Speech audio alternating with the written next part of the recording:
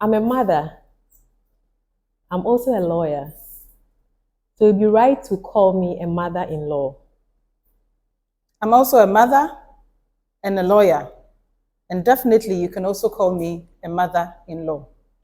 We are not talking about your spouse's mother, but we are talking about mothers who are also navigating the challenges around motherhood and lawyering. I am in my 6th year of practice as a lawyer, and I'm almost 2 years as a mother as well.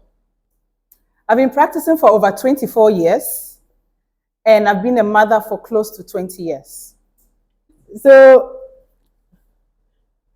having been a mother for just close to 2 years, I'm happy to be having a conversation with my own boss, our managing partner at Ntrakwah-Mensah, Mrs. Abena Ntrakwah-Mensah. I assume that we are going to have an interesting conversation this afternoon. And hopefully through our discussions, we can encourage other mothers who may be facing similar challenges that we faced. So, when I first became a lawyer, I had the privilege or the luxury to do whatever I want and plan my life just around my legal work. I didn't have a husband, I didn't have a child. So I could just wake up at any time, do the work even at dawn, the evening, the morning, and then meet tight deadlines without considering other roles. And then I became a wife and then became a mother. And then the reality struck. Having to combine my lawyering with motherhood. How did you do it? Well, Gertrude, it's interesting that you say this because now it makes me go back to almost 20 years ago when I also became a mother for the first time. And in your case, the same situation happened to me as well. Yes, I was called to the bar first, so I was a lawyer first. I had my independence, the same thing. You can work at any time, any place, anywhere, because you don't need to worry about a husband or a child. Then reality sets in. You are married, you have a child, and it's your first child.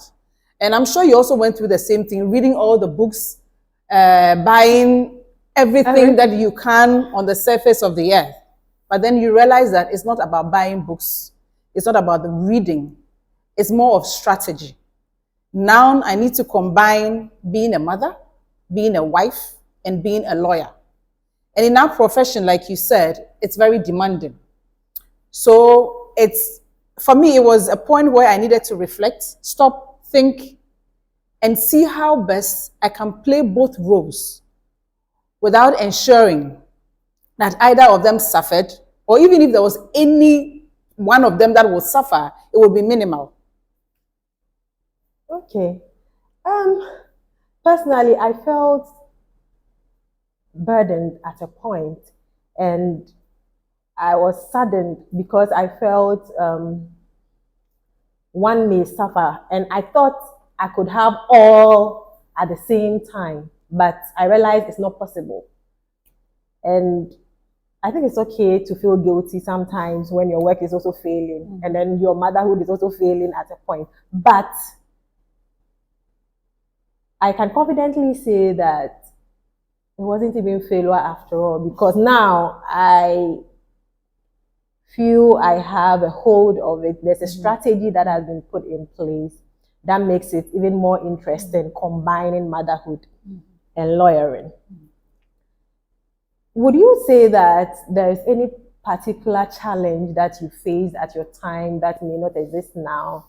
Or you think that is the same thing a few years back and now? 20 years almost, and almost 2 years.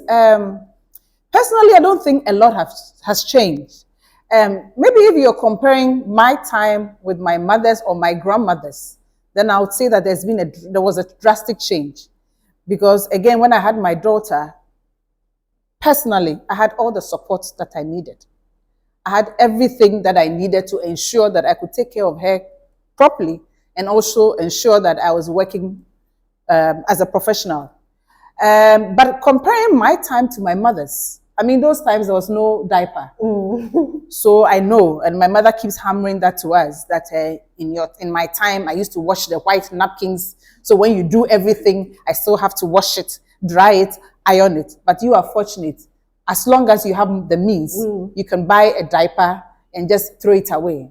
So I don't think there's much difference. Maybe we can talk about support then and now. But for me, I don't think I had any challenge. Well, I think that your situation may be a bit different because you had your family also living in Accra when you gave birth to your daughter. Looking back, when I was born, I remember vividly that I was even called the community baby because everyone could just take me along and everyone had the opportunity to cater for me at any point in time.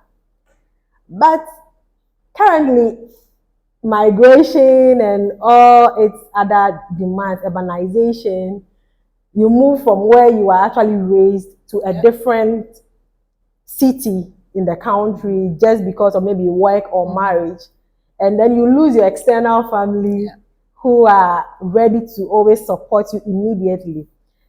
We've lost that sense of community because of that migration. And so in my situation, I didn't have all the external family that I would require around to give a helping hand at a point.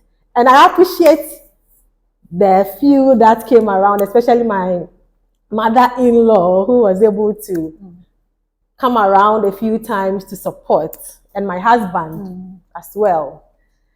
And so the sense of the lack of community affected me somehow, but I'm also happy for digitalization because I remember having to have a video call with some friends who would tell me, do this, do that. And I think that was also very helpful. So in the 24 hours, I'm supposed to be a mother. I'm supposed to be a wife. I'm supposed to be a lawyer. And for me, I don't think any of them come first. They are all on the same level.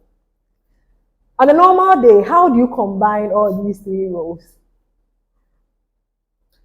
That's a very difficult question to answer, but I will try. So, when my daughter was very young, well, like I said before, I had all the support. And so my typical day will start around 4:30 a.m. I'll do my quiet time. And then I make sure that I prepare something, a packed lunch or a snack for her to take to school. I used to live at West Legon then, and the traffic was crazy. So we had to ensure that we left the house before 6 a.m. so that we can get out of the traffic, get into school, and then at least we can relax in the car. She can have her breakfast, probably go over her homework, make sure it's correct before I hand her over to the attendants at school, and then I will continue my journey to work. So once she's at home, once she's in school, obviously by preparing her breakfast, I would ensure that my husband has something to eat. That's if he wants to eat, because usually he will say, I don't want to have breakfast. And then I come to work. So between 8 to 5, I would ensure that I do as much as I can. I had the privilege, so I could pick her at school, bring her to the office. So she used to live in the library, actually, with her nanny. So while I'm working, she's in the library with her nanny. Every now and then, I have the opportunity to go and check and make sure that she's doing well. After work, 5 o'clock, 5:30, 6 o'clock, we start the journey driving back home. And sometimes you can be in traffic till about 8 p.m., 9 p.m. So by the time you get home, unpack, repack, settle in, probably spend a few minutes talking with your husband or whatever, it's almost 10 p.m. And then you're going back to bed and the alarm clock rings again. So it wasn't easy, but we had to do it. There's no time to even think about the stress you are going through. You can't think about it. You can't even have time for yourself. Yes. How early did your child start going to school? Because in my case, Unfortunately or fortunately, my husband doesn't work in Accra. And so I hardly have him around as well. So still coming back to urbanization and work, you must eat. You don't have to say that because your wife has given birth. He had to actually be on leave for a few weeks before he left. So it came back to me. And the option was to either have a stay-in nanny or take him to school. And with all the things we hear about nannies and other things, I also have my own doubts about getting in a stay-in nanny. So I had to take my son to school at 5 months. And luckily, my sister had just completed senior high school, so she came around and then she also gave me a hand. But up the time to when the schools came, she had to leave me and then go. And so my son actually went to school at 5 months. How early did your daughter go to school? So again, because I had health, so my daughter was at home till after 2 years. Okay. And so it was when she turned 2 that we thought, okay, maybe it's time for her to just get into the school community and then build up. And I remember very well the first day we took her to school, I had to tell everybody that, please, my daughter doesn't understand English. All she speaks is Twi, because we wanted to make sure that she understands the native language. You know, now most kids, you speak the Twi and they're asking, pardon, what are you saying? Right? So by the time she was entering, everything was Twi. But to the glory of God, within a few months of starting, that was at 2.5 years, the English started picking up, you know. So yes, she went to school very late because of the health. But it's important also to know that yours also went very early. Yes. Again, because of the same challenges that we are trying to discuss here. Yes. And so how I have personally navigated around my 24 hours as a mother, wife, and lawyer. After my maternity leave, I had to resume work. The first week, I cried. Oh. Because I think I had separation anxiety. Yeah. But looking back, it's funny because now, whenever it's morning, I'm in a hurry to take him to school. He wants your freedom. I feel, yeah, so shout out to all the school authorities who are taking care of our kids while we do our work as lawyers. And I always plan ahead of the day. If it's lunch or anything, I prep everything the night before. I make sure I take out and pack the school bags the night before. The clothes I will wear, what he will wear, I prep every single one of them ahead of time. So when I wake up, it's like I'm moving through a Mario. I'm just taking this up to because it has been arranged in that order for me to beat the time. The first week, as I was saying, I wasn't sure how it was going to go, so it was very clumsy for me. But I was able to know that, okay, if I leave home at this time, I'll be able to drop him in school at this time so that I can come to work on time. And that has been the strategy for me. But it's interesting that you talk about it. So really, clearly, all this is about planning. Yes. You know, you are saddled with 3 full-time jobs. Yes. A wife, a mother, and a lawyer. And you must deliver. Yes. Each with its peculiar deadlines. So planning is key in this instance. So once you do everything, I mean, it's not going to be like you won't feel the pain or whatever, but it reduces the stress, sort of, yes. Okay. And so how has being a mother influenced your role as a lawyer? Okay, so I would say that obviously dealing with a child who cannot talk, who cannot express an opinion, who cannot say I have a headache, etc. So for me, it was more like attention to detail. You need to monitor the child and see if you can see some changes. Well, it taught me a lot of patience. I mean, my daughter can do something and all I can do is to stare. I mean, I can't beat her the way I would want to beat, so patience. Empathy. And then organization. Like we said, we try to plan the night before so that when we wake up at dawn, it's an automated process. Exactly. We're just picking and packing and driving off. I remember somebody telling me that, oh, why are you acting like a headless chicken? No, wait till you get there. When you have kids and when you have a career, then you realize that some of the things you have to let go of, some you have to run about, just so that you ensure that you deliver. And I would add that I currently take every transaction or every brief as a baby. Looking at how my son had grown over the years, when he couldn't do anything, he was very helpless. The same way when I receive a brief, I see, oh, there's an issue. They are also helpless. They also need my attention. That is how I've been able to combine the two. Okay, so how did I help my son through the years? When he's crying, okay, it's hunger, no, it's diaper change, or it's heat, or it's cold, or he's unwell. I had to think for him. The same way when I get the brief, I sometimes have to think for the clients because they are not aware that, okay, this is the way they should handle their issues. Again. Okay, so I like that analogy that you handle your brief like a client. And I think it's something that we can all take away. Yes. That, hey, this is your profession. Handle it like a baby. Yes. And then the stages that you take your child through, you do the same for the transactions or the cases that you're handling. Exactly. Exactly. So it's possible to be a mother and a lawyer at the same time and excel in both. Definitely. But don't get me wrong. If at a point in time it becomes challenging and it's possible to get the help you need, get it.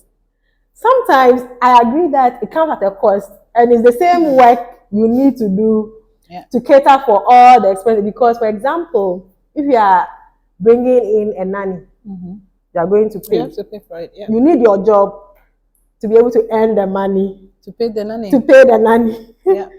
So it's quite a complex circle. Maze.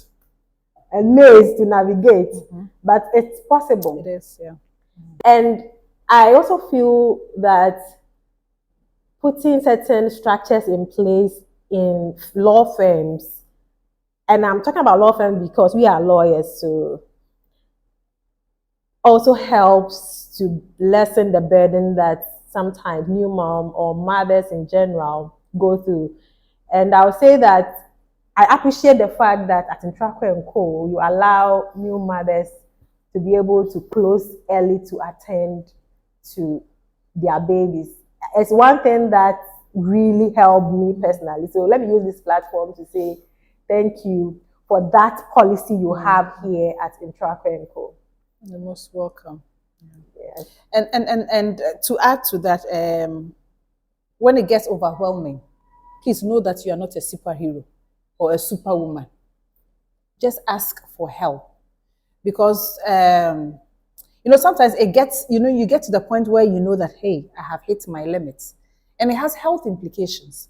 So if it means even asking a day off, I think that our employers are sympathetic. So if it means just asking for a day off to unwind, to relax, do it. Because once you have the right frame of mind, when it comes to your work, you can deliver very well. But if you're stressed, if you're distracted, the work that we do, attention to detail is paramount. Yeah. You can make a mistake and that can cost a client his freedom if you're handling a criminal matter. Has there been a situation where you'd had to choose between your work as a lawyer and then motherhood? I would say yes, a number of times. Again, you are dealing with a child. You can never tell when the child is going to get sick. Or even when the child is well. Anything at all can happen. So there's been instances where I had to cancel appointments with clients because I had to take my daughter to the hospital. The good thing about all this was that for me, again, it comes back to the health.